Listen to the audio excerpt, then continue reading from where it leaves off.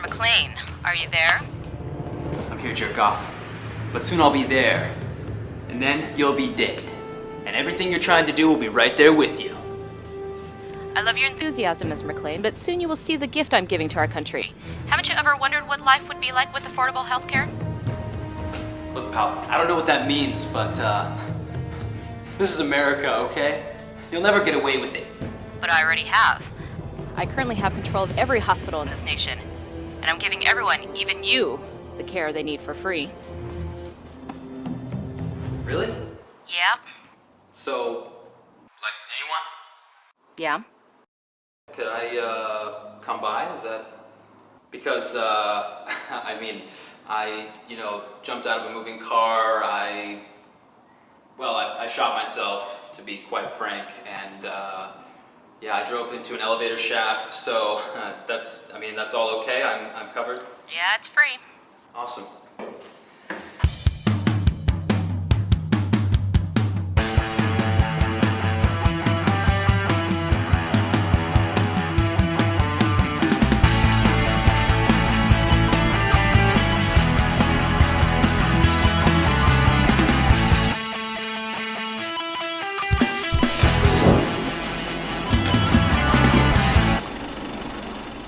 Welcome to FilmCrunch. I'm Veronica Santiago. And I'm Neil Estep, and for this episode, we've got 60 Seconds with Veronica Santiago.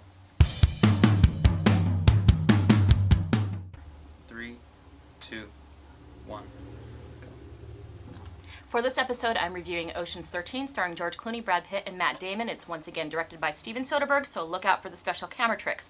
In this movie, the gang reunites when Elliot Gould suffers a heart attack brought on by nemesis Al Pacino. Pacino has swindled Gould out of his casino share, so the gang reunites to sabotage Pacino's career. Soderbergh jokes that this is the movie that they should have made last time, but they actually needed a 12 because otherwise you'd realize that 13 is basically a rehash of 11. They basically reused the same trick that they did in the first movie to do this particular heist. Instead, this time they actually recruited Andy Garcia's help instead of working against him. If you really want to see the boys in action again, just lower your expectations and don't expect any strong female characters like Julia or Catherine.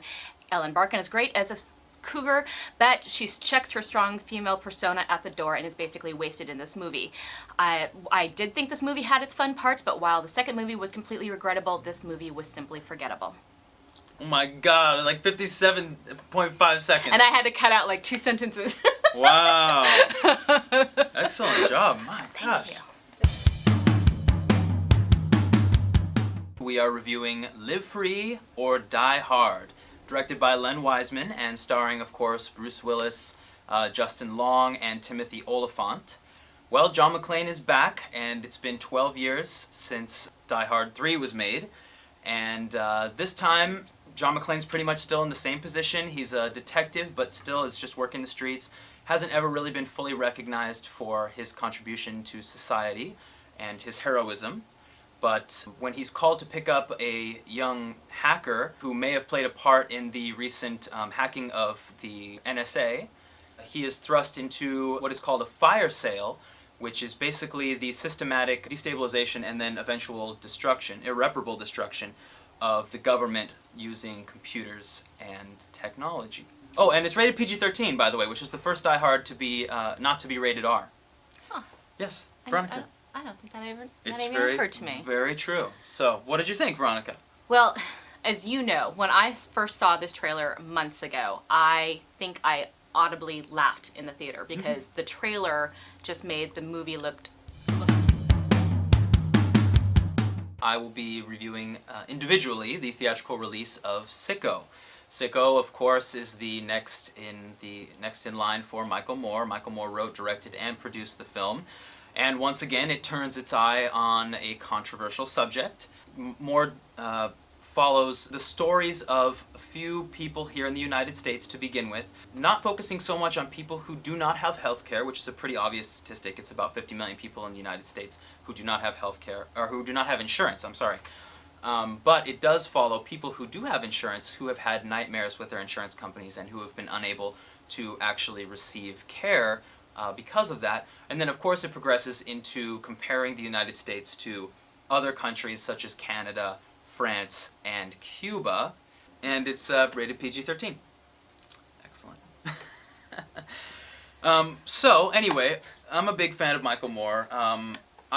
You know, just to begin everything by saying, I understand that a lot of the time he skews his films, and he does have a bias.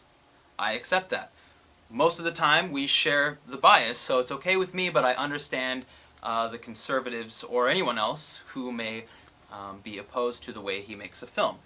But having said that, he also, not only is he a documentary filmmaker, but he also is someone who wants to invoke an emotional response in people. And I think that, you know, skewing things slightly is how he goes about doing that. This film is very, very, very powerful. It's by far the most powerful thing I've ever seen. The most powerful documentary, I should say, and the most powerful thing I've seen from Michael Moore. I think it's that way because it hits so close to everyone's home. You know what I mean? You know, obviously, Fahrenheit affects, you know, the events that took place in Fahrenheit affect the entire nation. Columbine affects the entire nation. But this is really a subject that can affect Because everyone will have to deal with healthcare. right, eventually, or has, you know, or will. So, very, very powerful. In fact, I think that, well, for me, anyway, nonfiction will always invoke a deeper resonance with me over fiction. And this is just a prime example. You set me in front of a movie like this, and I'm done. Like, I think probably for about 70% of the film, I had, like, tears in my eyes. And then for about another 10%, I was just, like, crying. Like, just really bawling. Like, just that powerful. Really, really awesome.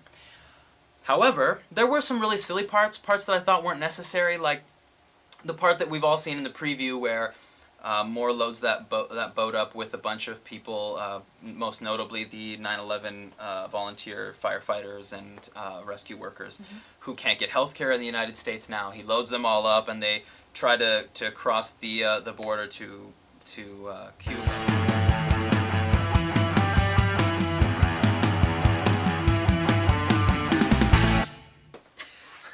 Like already scratching my elbow at that point. Like, That's all right, Veronica. That's an elbow scratch. It could have been a worse scratch, to be honest. That's true. Look at my sad little notebook pad this time. aww. Oh, you left your notes here. I know. Where is that notebook? Oh, thing? it's been published on the web. It's like, you know. My crappy notes that no one cares about.